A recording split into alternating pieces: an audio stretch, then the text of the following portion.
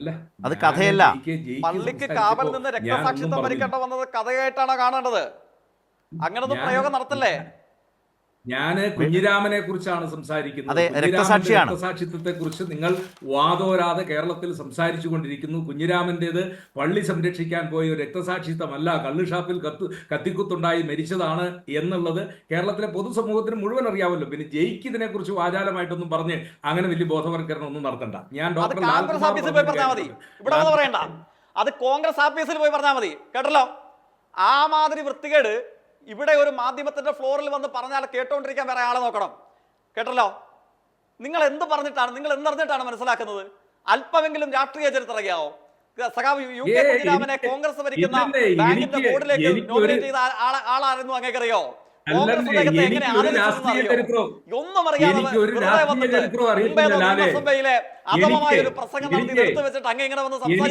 എനിക്ക് ഒരു രാഷ്ട്രീയ ചരിത്രവും അറിയത്തില്ല എന്നല്ലേ ലാല് പറയുന്നത്. ലാല് ശ്രീ എം മണിയോട് അതൊന്നുമല്ല സേനാപതി തലശ്ശേരിയിൽ ആ പള്ളി സംരക്ഷണത്തിന് വേണ്ടിയുള്ള വലിയ പോരാട്ടം.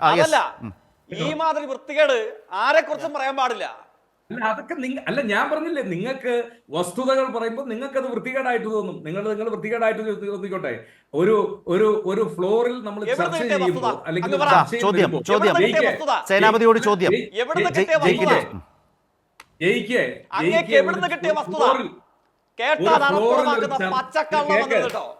ഒരു ഫ്ലോറിൽ ഒരു ചർച്ച നടത്തുമ്പോൾ അത് പ്രതിപക്ഷ ബഹുമാനം. അതെ, സേനാപതിയുടെ ഭാഗത്ത് നോക്കൂ സേനാപതി, ഇതിൽ സംഭവിച്ചത് ഈ വിഷയത്തെ വിശദീകരിക്കാൻ വന്ന താങ്കൾ ഒരു മരണപ്പെട്ട ഒരാൾ രക്തസാക്ഷിത്വത്തെ അപമാനിക്കുന്ന പരമമായ വൃത്തികേട് പറഞ്ഞാൽ അത് കേട്ടിരിക്കാൻ വേറെ ആളെ നോക്കണം. അവിടെയാണ് ഏത് വസ്തുതയുടെ അടിസ്ഥാനത്തിൽ ഞാൻ ജസ്റ്റിസ് വിധേയത്തിൽ കമ്മീഷൻ റിപ്പോർട്ടിനെ ഉദ്ധരിച്ചുകൊണ്ടാണ് പറയുന്നത്. ആ റിപ്പോർട്ടുമായിട്ട് താങ്കളുമായി ചർച്ച നടത്താൻ എനിക്ക് പൂർണ്ണ സമ്മതം. നമുക്ക് ഒരു ദിവസം എവിടെയാണ് പറഞ്ഞിട്ടുള്ളത്? ആരംഭിക്കാം, ഇപ്പോൾ തന്നെ ആവാം.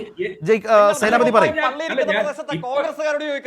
അവർ പോലും ഇങ്ങനെ അധമമായ വർത്തമാനം പറയില്ല. വിധേയത്തിൽ കമ്മീഷൻ റിപ്പോർട്ടിൽ എവിടെ പരാമർശിക്കുന്നു? ചോദ്യം സേനാപതി. അല്ല, ഞാൻ പറഞ്ഞല്ലോ, റിപ്പോർട്ടിനെ കുറിച്ച് നമുക്ക് ചർച്ച ചെയ്യാവുന്ന. ഇപ്പോൾ എന്റെ കയ്യിൽ റിപ്പോർട്ടില്ല.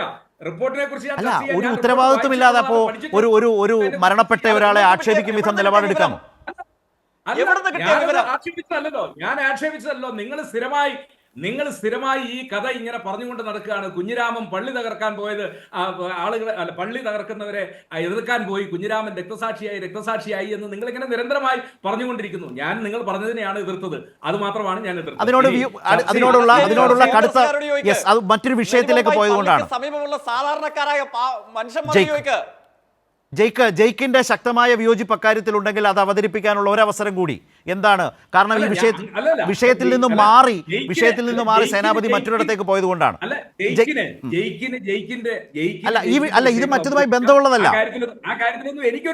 സേനാപതി അതല്ല, മരണപ്പെട്ടു പോയൊരു മനുഷ്യനെ ആക്ഷേപിക്കും വിധത്തിൽ സേനാപതി ഒരു നിലപാടെടുത്തു. അത് വളരെ ശക്തമായി അദ്ദേഹം വിയോജിച്ചു. വീണ്ടും താങ്കൾ അതിൽ ഉറച്ചു നിന്നു. അതിൽ വിയോജിക്കാൻ ഇനിയും ജയിക്കിനുണ്ടെങ്കിൽ ഒരു അവസരം കൊടുക്കേണ്ടത് ചർച്ചയുടെ ഭാഗമാണ്. അത് കഴിഞ്ഞ് നമ്മുടെ വിഷയത്തിലേക്ക് വരാം. ജയിക്ക് ഒരിക്കൽ കൂടി.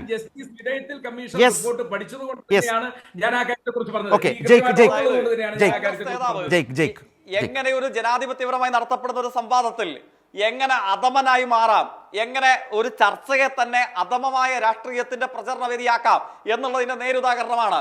പണ്ഡിറ്റ് നെഹ്റുവിനെ വിയോജിപ്പുകൾക്കിടയിൽ നമ്മളെല്ലാവരും ആദരിക്കുന്നവരാണ്. പണ്ഡിറ്റ് നെഹ്റുവിനെ കുറിച്ച് എം.ഒ. മത്തായി ഒരു പുസ്തകത്തിൽ എന്തെല്ലാം വൃത്തികേടുകൾ പറഞ്ഞിട്ടുണ്ട്. ഞാനത് നെഹ്റു അങ്ങനെയാണെന്ന് ഞാൻ ഇവിടെ ഒന്ന് പറഞ്ഞാലോ? തെളിവ് ചോദിക്കുമ്പോൾ എം.ഒ. മത്തായി പുസ്തകം എഴുതിയിട്ടുണ്ടെന്ന് പറഞ്ഞാലോ? അങ്ങനെ അധമരായി നമ്മൾ മാറില്ല.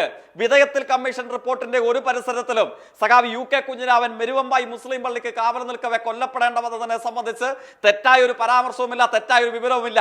ചരിത്രം അറിയാവുന്ന ഏതെങ്കിലും കൊള്ളാവുന്ന, കോൺഗ്രസിന് അപവാദമായിട്ടുള്ള ഏതെങ്കിലും കൊള്ളാവുന്ന ഒരാളുണ്ടെങ്കിൽ അയാളെ വിളിച്ച് ചോദിക്കണം. ഇല്ലെങ്കിൽ തലശ്ശേരിയിലോ മെരുവമ്പായി പള്ളിക്ക് സമീപമുള്ള സാധാരണക്കാരായ കോൺഗ്രസ്സുകാർ അടക്കമുള്ള ആളെ കുറിച്ച് ചോദിക്കണം.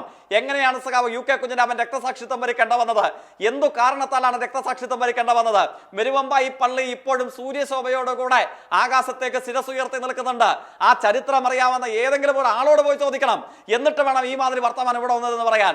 കേട്ടാൽ അറപ്പുളവാക്കുന്ന, മറ്റു മനുഷ്യരെ അപമാനിക്കുന്ന അധമമായ രാഷ്ട്രീയം പറയുക എന്ന് പറയുന്നത് അന്തസ്സുള്ള മനുഷ്യന്മാർക്ക്, കോൺഗ്രസ് ആണോ അല്ലയോ എന്നുള്ളത് വേറെ കാര്യം, അന്തസ്സുള്ള മനുഷ്യന്മാർക്ക് ചേർന്നതല്ല.